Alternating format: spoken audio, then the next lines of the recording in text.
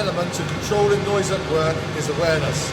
To control noise, we need to know what the noise is generated and for how long. We then need to control our employers' exposure action values and exposure limit values.